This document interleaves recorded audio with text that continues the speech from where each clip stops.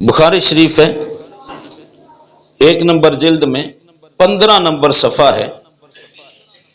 حضرت عبداللہ ابن عباس رضی اللہ تعالیٰ عنہ راوی ہیں، انا رسول اللہ صلی اللہ علیہ وسلم بعث بکتابہ رجلا وامرہ یدفعہ الی عظیم البحرین فدفعہ عظیم البحرین الی کسرا فلما قرأ مزقہ فحسبت ان ابن مسیب قال فدعا علیہم رسول اللہ صلی اللہ علیہ وسلم ان یمزقوا کل ممزق۔ میرے اور آپ کے پیارے آقا علیہ السلام نے ایران کے بادشاہ کو خط لکھا اسلام قبول کرنے کا، دعوت دی کہ ایمان قبول کر لو۔ تو جب خط اس کے پاس پہنچا، حضرت عبداللہ بن حذافہ سہمی رضی اللہ تعالی عنہ خط لے کر گئے، میں مختصر عرض کر رہا ہوں۔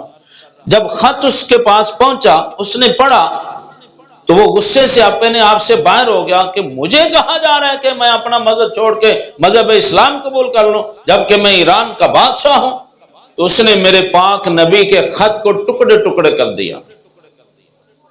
جب اس نے ٹکڑے کیا اور واپس مدینہ شریف میں میرے آقا کو اطلاع دی گئی تو میرے کریم آقا علیہ السلام نے فرمایا اب اس نے میرے خط کو ٹکڑے کر دیا ہے، اب اس کے جسم کے بھی ٹکڑے ہو جائیں گے اور اس کی حکومت اور اس کے ملک کے بھی ٹکڑے ہو جائیں گے۔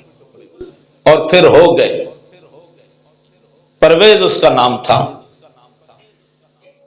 اس نے میرے پاک نبی کے خط کے ٹکڑے کیے، اس کے بیٹے نے حکومت کے لالچ میں باپ کو قتل کیا۔ جب قتل کیا تو شاہی خزانوں کے دروازے کھولے تو جو بادشاہ کے زیر استعمال دوائیاں ہوتی ہیں ان میں سے ایک دوائی کے لیے لکھا ہوا تھا یہ خاص طاقت اور قوت کے لیے ہے۔ اس نے سمجھا کہ یہ تو مجھے بڑی فائدہ دے گی، عورتوں کا وہ رسیہ تھا، اس بوتل کے اوپر لکھا ہوا تھا یہ خاص طاقت بحال کرنے کے لیے بڑی کارآمد دوائی ہے، وہ پی لی، اس میں زہر تھا، وہ بھی مر گیا۔